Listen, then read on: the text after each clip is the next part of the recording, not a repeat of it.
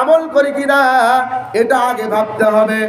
নিজেরা তো জাহান্নাম থেকে বাঁচবো, অপরকেও জাহান্নাম থেকে বাঁচানোর আশা করতে হবে। আগে নিজেরা আমি আপনি জাহান্নাম থেকে বাঁচবো। আল্লাহর রাসূল সাল্লাল্লাহু আলাইহি ওয়াসাল্লামের মাধ্যমে আল্লাহ তাআলা জানায় দিয়েছেন, ইয়া আইয়ুহাল্লাযীনা আমানু কু আনফুসাকুম ওয়া আহলিকুম নারা। আল্লাহ রাব্বুল আলামিন বলেন, হে দুনিয়ার ঈমানদার বান্দা বান্দির দল, তোমরা নিজেরা ওই জাহান্নামের আগুন থেকে বাঁচো এবং তোমাদের আহাল পরিবার পরিজন যারা আছে তোমার অধীনস্থ, এরপরে তাদেরকে জাহান্নাম থেকে তোমরা বাঁচাও। তাহলে নিজেকে আগে জাহান্নাম থেকে বাঁচতে হবে। নিজে না বেঁচে যদি অন্যকে বাঁচানোর চেষ্টা করেন তো নিজেই আগে মরবেন। এজন্য নিজে আগে বাঁচতে হবে, নিজে আগে সমস্ত গুনাহের কাজ থেকে সরতে হবে। যেই গুনাহের কাজ আমি করি ওই গুনাহের কাজ অন্যকে ছাড়ার কথা বলাও যা, না বলাও তাই। এজন্য আল্লাহ তাআলার কাছে সব সময় দোয়া করা, আল্লাহ আমি যে কথা মানুষকে বলতেছি, আল্লাহ এই কথার উপরে আগে আমাকে আমল করার তৌফিক দান করেন। এরপরে মানুষকে দাওয়াত দেওয়া, নিজে আমল করা। তাছাড়া আল্লাহ রাব্বুল আলামিন আপনাকে আমাকে এই কঠিন আযাবে গ্রেফতার করে ফেলে দিবেন। এরপরে রাসূল সাল্লাল্লাহু আলাইহি ওয়াসাল্লাম বলেন, আমি যখন মেরাজের রাত্রিতে জাহান্নাম অতিক্রম করতেছিলাম, দেখি একজন মহিলা জাহান্নামের ভিতরে হাবুডুবু খাইতেছেন, জাহান্নামের আযাব ভোগ করতেছেন। আল্লাহর রাসূল সাল্লাল্লাহু আলাইহি ওয়াসাল্লাম এই মহিলার আযাব দেখার পরে জিবরাইল আমিনকে জিজ্ঞাসা করলেন, ও ভাই জিবরাইল, ব্যাপার কি এই মহিলাকে আল্লাহ রাব্বুল আলামিন এই জাহান্নামের আগুনের ভিতরে এই রকম শাস্তি দিতেছেন কেন? জিবরাইল আমিন ডাকতে বললেন, ইয়া রাসূলুল্লাহ, ইয়া হাবিবাল্লাহ,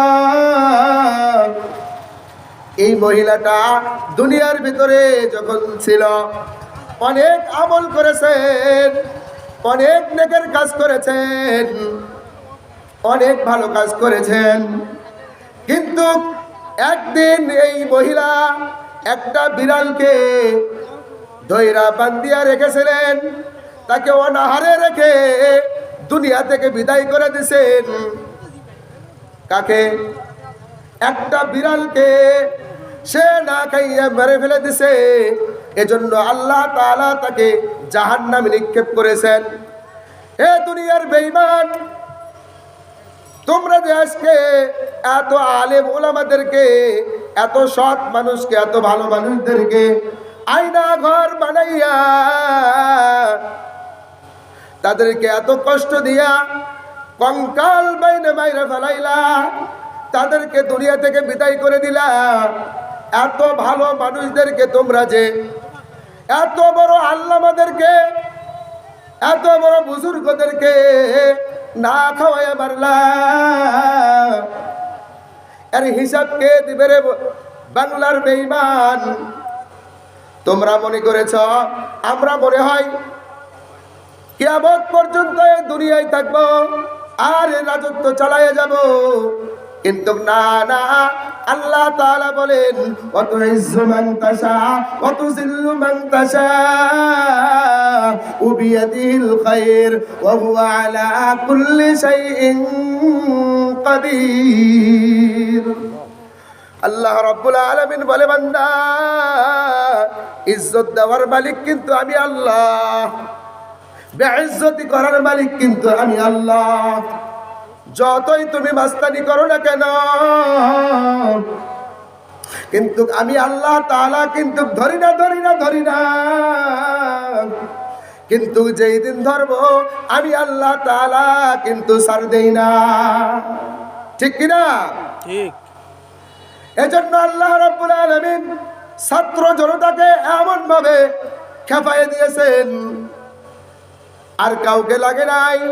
বলে ছাত্রদের এই ঠেলাই তারা এই বাংলার জমিনে আর থাকতে পারলো না। আল্লাহ রাব্বুল আলামিন তাদের দ্বারা এই জালেমের জুলুম থেকে আপনাকে আমাকে এই দুনিয়া থেকে আল্লাহ তাআলা আমাদেরকে পরিত্রাণ দিয়েছেন। সুবহানাল্লাহ। এই জন্য আপনার আমার এই দুনিয়াতে চলতে গেলে সাহসের দরকার আছে কি নাই? শুধু শরীর 3.5 হাত হলে হবে না, দেহ একটা বড় হলে হবে না, অন্তর বড় থাকতে হবে। আপনার আবার সাহস থাকতে হবে। বাতিলের বিপক্ষে হুঙ্কার দিতে হবে। বাতিলের বিপক্ষে আপনাকে আমাকে রাজপথে নামতে হবে। শুধু মসজিদের ভিতরে থাকলেন আর তাসবিহ টিপলেন আর বুজুর্গগিরি দেখাইলেন, আল্লাহ কিন্তু এটা আপনার দেখবে না। এই জন্য আপনাকে আমাকে বীর হতে হবে। এই বেঈমানদের বিরুদ্ধে আপনাকে আমাকে যুদ্ধ করতে হবে।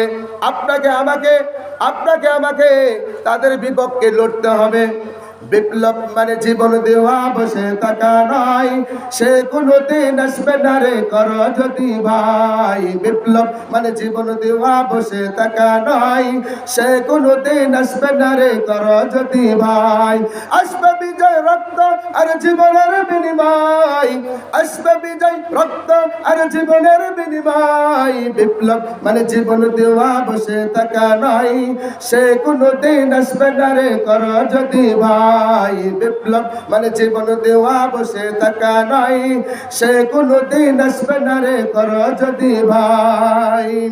লড়াইয়ের ওই ময়দানেতে যেতে তোমাকে হবে, প্রয়োজনে সব রক্তটুকু জমিনেই ঢেলে দেবে। ঠিক কিনা? লড়াইয়ের ওই ময়দানেতে যেতে তোমাকে হবে, প্রয়োজনে সব রক্তটুকু জমিনেই ঢেলে দেবে। তবুও তোমায় লড়তেই হবে।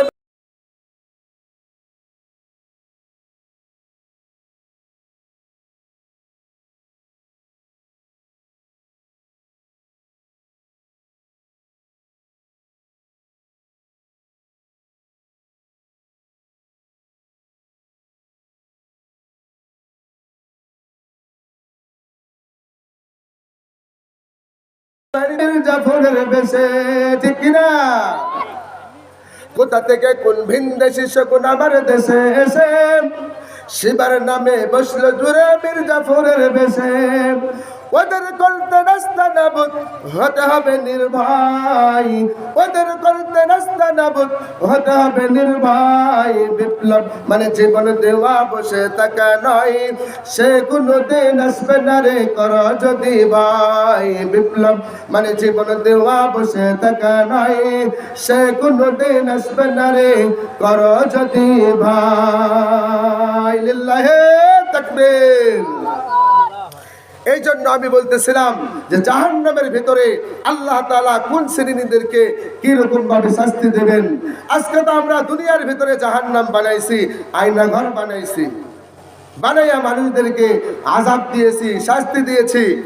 কিন্তু এই আয়নার ঘরে যে তোমাকেও ঢুকতে হবে, এটা কি কখনো ভেবেছিলে? কখনোই তারা ভাবে নাই। এই জন্য দুনিয়াতে মাস্তানি করেন, সীমাবদ্ধ রেখে করেন, সীমা লঙ্ঘন করিয়েন না। আল্লাহ তাআলা সীমা লঙ্ঘনকারীদেরকে কখনোই ছাড় দেয় না। এজন্য আল্লাহ তাআলা তওবার দরজা খুলে রাখছেন। বান্দা তোমরা ভুল করেছো, এসো আমি আল্লাহ তাআলার কাছে এসো, আমি আল্লাহ তাআলা তোমাদেরকে ক্ষমা করে দেব। তুবু ইলাল্লাহি তাওবাতান নাসুহা। আল্লাহ রাব্বুল আলামিন বলেন, হে দুনিয়ার মানুষ, তোমরা ভুল করে ফেলেছ, অপরাধ করে ফেলেছ। আইসো আইসো আমি আল্লাহ তাআলার দরবারে আইসো, আমি আল্লাহ তাআলার কাছে ধরে দাও, আমি আল্লাহ তাআলা তোমাদেরকে মাফ করে দেব। কিন্তু তওবা করার মতো তওবা করো, আমি আল্লাহ তাআলা তোমাদেরকে মাফ করে দেব। কিন্তু তওবা নাসুহা করতে হবে।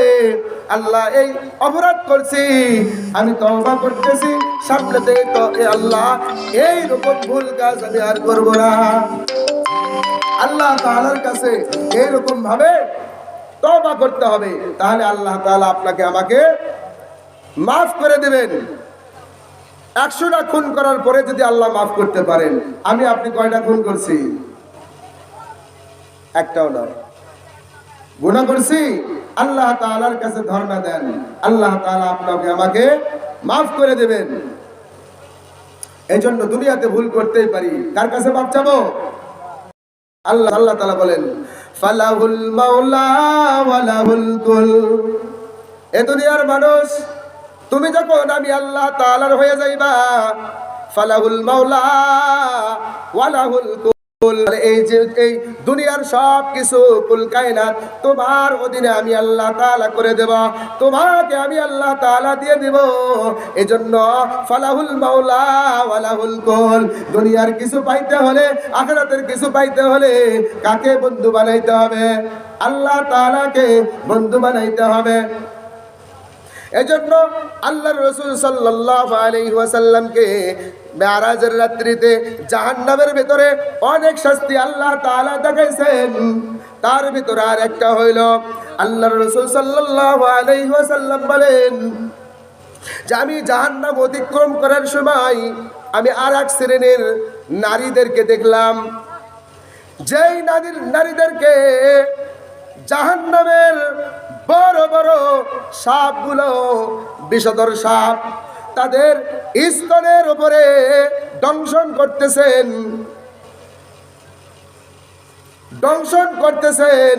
বারবার দংশন করতেছে। বলে আমি যখন এই নারীদেরকে এই দংশন করতে দেখলাম, আমি জিব্রাইলকে জিজ্ঞেস করলাম, ভাই জিব্রাইল, ব্যাপার কি এই নারীদেরকে এইরকম শাস্তির ভিতরে কেন নিযুক্ত করে রেখেছেন? এইগুলো সাপ তাদের স্তরে কি জন্য এত বারবার দংশন করতেছেন? আমিন ডাকতে বললেন, ইয়া রাসূলুল্লাহ, ইয়া হাবিবাল্লাহ, এই নারীদেরকে এই সাপগুলো এই জন্য তাদের স্তরে দংশন করতেছেন। বলে দুনিয়ার বুকে যখন এই মহিলার দলেরা জীবিত ছিল, তখন তাদের উদর থেকে, তাদের শরীর থেকে, তাদের পেট থেকে যখন দুনিয়ার বুকে তাদের বাচ্চা, তাদের সন্তান দুনিয়ার উদরে চলে আসতো, বলে এই মহিলার দলেরা তাদের বুকের স্তরের, তাদের স্তনের দুধ এই সন্তানদেরকে পান করাইতো না। নাউজুবিল্লাহ। বলে তারা বলতো, আমরা যদি সন্তানকে দুধ পান করাই তাহলে আমাদের ফিগার নষ্ট হয়ে যাবে, আমাদের শরীর নষ্ট হয়ে যাবে, আমরা রোগা পাতলা হয়ে যাব, এই জন্য সন্তানদেরকে দুধ দেয় নাই। আল্লাহ রাব্বুল আলামিন বলেন, ওয়াল ওয়ালিদাতু ইরদিনা আওলাদাহুন্না হাওলাইনি কামিলাইন। এ দুনিয়ার নারীর দল, তোমাদের যখন সন্তানই হয়ে যাবে, তোমরা ওই সন্তানকে 2 বছর দুগ্ধ পান করাইবা। কার হুকুম? আল্লাহ তাআলার হুকুম অমান্য করেছেন। ও নারীর দল, ও মা বোনেরা, ভালো কইরে শুনে নাও, তোমার বুকের এই স্তনের দুধ তোমার সন্তানের জন্য যেই রকম ভিটামিন, যেই রকম ভাবে উপকার, একটা গরুর দুধ ওই রকম উপকার নয়, কৌটার দুধ ওই রকম ভাবে উপকার নয়। আল্লাহ তাআলা আপনার শরীরের ভিতরে এই রকম ভাবে ফ্রিজের মতো একটা জিনিস, এয়ার কন্ডিশন, যার ভিতরে আল্লাহ তাআলা দুধকে গরম রেখে দেয় ফ্লাক্সের মতো, এর দ্বারাই আপনার সন্তান সুস্থ থাকবে। কিন্তু আজকে নিজের শরীর ঠিক রাখার জন্য সন্তানকে দুধ দিতেছেন না, এর ফয়সালা আল্লাহ তাআলা জাহান্নামের ভিতরে আপনাকে এই বড় বড় সাপের দংশন দিয়ে বুঝাইয়া দেবে। নাউজুবিল্লাহ। এজন্য আল্লাহ তাআলার হুকুম